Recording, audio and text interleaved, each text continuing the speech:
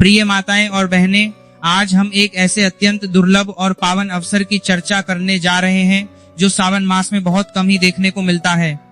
आप सभी भली भांति जानते हैं कि 7 अगस्त 2026 का दिन शुक्रवार के रूप में आ रहा है और उसी दिन सावन मास के कृष्ण पक्ष की नवमी तिथि भी पड़ रही है। ये संयोग मात्र एक तिथि नहीं बल्कि सावन के पूरे मास में सर्वाधिक शक्तिशाली, प्रभावशाली और फलदायी तिथि मानी जाती है। शुक्रवार और नवमी का यह मिलन इतना विशिष्ट होता है कि पूज्य गुरुदेव ने अपनी कथाओं में बार बार इस बात पर बल दिया है कि जब कभी सावन मास की नवमी तिथि शुक्रवार को आ जाए तो उस दिन को साधारण दिन की तरह व्यतीत न करें। उस दिन एक चुटकी काले तिल से संबंधित विशेष उपाय अवश्य संपन्न करना चाहिए, क्योंकि ऐसे संयोग का आगमन पूरे वर्ष में केवल एक बार ही होता है। पूज्य गुरुदेव ने श्री शिव महापुराण की कथाओं में विस्तार से बताया है कि शुक्रवार को पड़ने वाली नवमी तिथि का सबसे बड़ा और सर्वाधिक फलदायी उपाय एक चुटकी काले तिल वाला ही है। अनेक लोग पूरे सावन मास में किसी भी दिन यह उपाय नहीं कर पाते। उनके लिए यह अंतिम और सबसे बड़ा अवसर है। भले ही पूरे मास में यह उपाय न किया गया हो, परंतु यदि सावन मास की इस शुक्रवार नवमी तिथि पर इसे विधि पूर्वक कर लिया जाए तो उस फल की प्राप्ति होती है जिसकी सामान्य अवस्था में कल्पना भी नहीं की जा सकती। इसलिए इस अवसर को किसी भी स्थिति में हाथ से न जाने दें। यह उपाय पंडित जी द्वारा हाल ही में आयोजित श्री शिव महापुराण की कथा में अत्यंत विस्तार से वर्णित किया गया है। आज हम उसी उपाय को और उससे जुड़े 3 महा उपायों को इतनी स्पष्टता और विस्तार के साथ समझाने जा रहे हैं कि वीडियो देखने के पश्चात किसी अन्य स्रोत की आवश्यकता ही न रहे। अब समझते हैं कि यह सावन मास की शुक्रवार नवमी तिथि इतनी विशिष्ट क्यों मानी जाती है। कभी कभी बड़े बड़े यज्ञ, हवन, अनुष्ठान और कठिन व्रत उपवास भी जिस मनोकामना को पूर्ण नहीं कर पाते, वही मनोकामना मात्र इस तिथि पर किए गए एक छोटे से उपाय से पूर्ण हो जाती है। अनेक भक्तों ने इसका प्रत्यक्ष अनुभव किया है और उन्हें अनुकूल तथा शीघ्र परिणाम प्राप्त हुए हैं। यदि आप भी इस उपाय का लाभ उठाना चाहते हैं तो पहले इसे पूर्ण ध्यान और श्रद्धा के साथ समझ लें, बार बार सुने और फिर संपन्न करें। इससे निश्चित रूप से फल मिलेगा। इस उपाय के संपन्न होने से घर में किसी भी प्रकार की बाधा, समस्या या नकारात्मक ऊर्जा चाहे कितनी भी जटिल क्यों ना हो, उसका निवारण संभव हो जाता है। समस्या का मूल कारण भले ही ज्ञात न हो, चाहे पितृदोष हो, मंगल दोष हो, किसी पूर्व जन्म का ऋण हो या कोई अन्य ग्रह संबंधी बाधा, इस दिन किया गया उपाय उन सभी को दूर करने में सहायक सिद्ध होता है। विशेष और दुर्लभ दिन पर किया गया यह उपाय उस दिन का सामान्य फल तो देता ही है, साथ ही उससे भी अधिक तीव्र, शीघ्र और दीर्घकालिक फल प्रदान करता है, क्योंकि यह अत्यंत पावन और शक्तिशाली तिथि पर किया जा रहा है। अब उपाय की विधि, समय, कर्ता और स्थान के संबंध में विस्तार से जानना आवश्यक है। सबसे पहले यह स्पष्ट कर लें कि यह उपाय किसके द्वारा किया जा सकता है। घर की वरिष्ठ माताएं या बहनें, उनमें से कोई भी एक इस उपाय को संपन्न कर सकती है। यदि इच्छा हो तो घर के सभी सदस्यों को भी यह उपाय करवाया जा सकता है। यदि किसी व्यक्ति की व्यक्तिगत मनोकामना या कोई निजी कष्ट हो तो वह स्वयं भी अपने लिए यह उपाय कर सकता है। यदि कोई व्यक्ति पूरे परिवार की सुख, शांति, समृद्धि और कल्याण की कामना से यह उपाय करना चाहे तो उसमें भी कोई बाधा नहीं है। सारांश यह है कि यह उपाय परिवार का कोई भी सदस्य कर सकता है। यदि माताएं बहनें उपलब्ध न हो या किसी कारणवश न कर पाएं तो घर का कोई वरिष्ठ पुरुष सदस्य भी इसे संपन्न कर सकता है। लिंग संबंधी कोई प्रतिबंध नहीं है। घर का कोई भी सदस्य श्रद्धा और शुद्ध भाव से इस उपाय को कर सकता है। अब समय के संबंध में विस्तार से विचार करें। यह उपाय प्रातःकाल भी किया जा सकता है और सायंकाल प्रदोष काल में भी। सर्वाधिक उत्तम समय प्रातःकाल ही माना जाता है, क्योंकि प्रातःकाल की ऊर्जा शुद्ध और सकारात्मक होती है। परंतु यदि प्रदोष काल में किया जाए तो भी पूर्णतः उचित और प्रभावशाली रहता है। प्रातःकाल जितना शीघ्र संभव हो उतना उत्तम है। यदि किसी कारणवश विलंब हो जाए तो 10 या 11 बजे तक भी किया जा सकता है, परंतु दोपहर 12 बजे के पश्चात न करें। प्रदोष काल सामान्यतः सायंकाल 6 बजे से आरंभ होता है। 6 से 7 बजे के बीच का समय प्रदोष काल का मुख्य भाग है। आप इस उपाय को 7 या 8 बजे के बीच भी कर सकते हैं, अर्थात सायंकाल 6 बजे से रात्रि 8 बजे तक किसी भी समय यह उपाय संपन्न किया जा सकता है। इस समयावधि में किया गया उपाय विशेष रूप से फलदायी होता है। आज हम 3 अत्यंत प्रभावशाली, चमत्कारिक और जीवन परिवर्तनकारी उपायों का विस्तार से वर्णन करेंगे जो पूज्य गुरुदेव द्वारा बताए गए हैं। ये तीनों उपाय विशिष्ट, सरल और अत्यंत महत्वपूर्ण हैं। प्रथम उपाय परिवार की सर्वांगीण उन्नति और सफलता के लिए।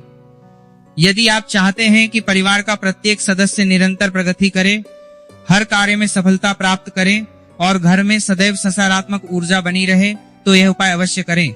इसके लिए घर पर ही शुद्ध आटे का एक दीपक तैयार करें। आटा गूंथकर दीपक का आकार बनाएं और उसे अच्छी तरह सुखा लें। उसके साथ एक चुटकी शुद्ध हल्दी लें। इन दोनों सामग्रियों को लेकर घर में स्थित तुलसी के पौधे के समीप पहुंचे। यदि तुलसी का पौधा किसी कारणवश सूख चुका हो, तब भी उसी स्थान पर उपाय किया जा सकता है, क्योंकि तुलसी का स्थान ही पवित्र माना जाता है। यह उपाय सूर्यास्त के पश्चात रात्रि में ही संपन्न करना चाहिए। सबसे पहले चुटकी भर हल्दी को तुलसी के पौधे की जड़ के पास अर्पित कर लें। फिर आटे का दीपक तुलसी के समीप रखें। उसमें शुद्ध घी भरें और गोल आकार की बाती का प्रयोग करें, क्योंकि यह दीपक भगवान विष्णु नारायण के निमित्त प्रज्वलित किया जा रहा है।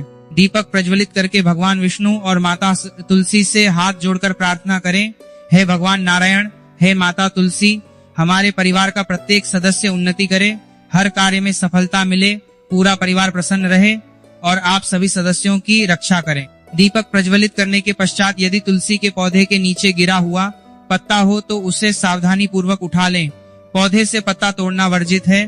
फिर घर में भगवान विष्णु, श्री राम या श्री कृष्ण की प्रतिमा या चित्र के समक्ष जाएं। वहां थोड़ी सी चीनी या मिश्री का भोग लगाएं और तुलसी का वह पत्ता भी उसी भोग में डाल दें। कुछ क्षण भोग वहीं रहने दें। तत्पश्चात उसे परिवार के प्रत्येक सदस्य को प्रसाद के रूप में वितरित करें। इस उपाय से परिवार का प्रत्येक सदस्य निरंतर उन्नति पथ पर अग्रसर रहता है। घर में सदैव आनंद, समृद्धि और सकारात्मक ऊर्जा बनी रहती है। द्वितीय उपाय धन की प्राप्ति और माता लक्ष्मी की कृपा के लिए। यह उपाय विशेष रूप से धन की वृद्धि, आर्थिक समृद्धि और माता लक्ष्मी की कृपा प्राप्त करने के लिए है। इसे शुक्रवार नवमी तिथि की रात्रि में ही संपन्न करना चाहिए। एक दीपक लें, मिट्टी का या आटे का, दोनों में से कोई भी उपयुक्त है। उसमें शुद्ध घी भरें और लाल रंग के कलावे मौली के धागे से बनी लंबी बाती का प्रयोग करें। लगभग रात्रि 8 बजे इस दीपक को तुलसी के पौधे के ससी प्रज्वलित करें। बाती का मुख उत्तर दिशा की ओर रखें। लगातार ओम महालक्ष्मी नमः मंत्र का जाप करें 11 बार या 108 बार। जाप के पश्चात तुलसी के पौधे के नीचे से थोड़ी सी मिट्टी लें। सावन मास की शुक्रवार नवमी तिथि की रात्रि में ली गई यह मिट्टी जीवन के समस्त संकटों, बाधाओं और नकारात्मक ऊर्जा का निवारण करती है। एक स्वच्छ पात्र में जल भरें, उसमें तुलसी की मिट्टी और एक चुटकी हल्दी डालें। इस जल का छिड़काव पूरे घर में करें। प्रत्येक कोने में, मुख्य द्वार पर, प्रत्येक कक्ष में, रसोई में और जहां धन रखा जाता है, अशुद्ध स्थानों को छोड़ दें। छिड़काव करते समय मन में यह भाव रखें कि माता लक्ष्मी की कृपा से जीवन में सदैव धन धान्य की वृद्धि हो, आर्थिक संकट दूर हो और घर में समृद्धि बनी रहे। इस उपाय से घर का दुर्भाग्य दूर होता है और शुक्रवार नवमी तिथि की दिव्य रात्रि में किया गया यह अनुष्ठान विशेष फलदायी सिद्ध होता है। तृतीय उपाय भगवान विष्णु और माता लक्ष्मी दोनों की एक साथ कृपा के लिए। यह अंतिम और सर्वाधिक शक्तिशाली उपाय भगवान विष्णु तथा माता लक्ष्मी दोनों को एक साथ प्रसन्न करने वाला है। इसके लिए 2 दीपक लें, दोनों मिट्टी के या दोनों आटे के, दोनों में शुद्ध घी भरें। एक दीपक में गोल बाती और दूसरे में लाल कलावे की लंबी बाती का प्रयोग करें। साथ में एक चुटकी हल्दी और एक चुटकी काले तिल लें। यह उपाय भी रात्रि में ही संपन्न करें। सभी सामग्रियों को तुलसी के पौधे के समीप ले जाएं। गोल बाती वाले दीपक को तुलसी के समीप प्रज्वलित करें और ओम नमो भगवते वासुदेवाय मंत्र का जाप करते हुए काले तिलों को अपने दक्षिण हाथ में लेकर जीवन की समस्त समस्याओं, बाधाओं, संकटों और नकारात्मक ऊर्जा के निवारण की प्रार्थना करें। फिर उन काले तिलों को जलते हुए दीपक में डाल दें।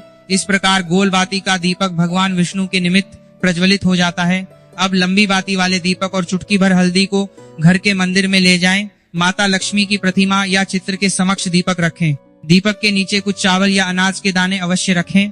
दीपक प्रज्वलित करके हल्दी को उसमें डालें और ओम महालक्ष्मी नमः अथवा ओम नमो भगवते वासुदेवाय का जाप करें। माता लक्ष्मी से प्रार्थना करें कि जीवन से दुर्भाग्य, दरिद्रता और बाधाएं दूर हों तथा घर में सदैव सुख, शांति, समृद्धि और सकारात्मक ऊर्जा बनी रहे। प्रिय मित्रों, आज हमने सावन मास की शुक्रवार नवमी तिथि के इस अत्यंत दुर्लभ और दिव्य अवसर पर पूज्य गुरुदेव द्वारा बताए गए 3 महा उपायों का विस्तार पूर्वक वर्णन किया। ये उपाय न केवल सरल हैं बल्कि अत्यंत प्रभावशाली भी हैं। इनमें से कोई भी एक उपाय श्रद्धा और शुद्ध भाव से संपन्न करने पर परिवार में सुख, शांति, समृद्धि, उन्नति और नकारात्मक बाधाओं का निवारण निश्चित रूप से होता है।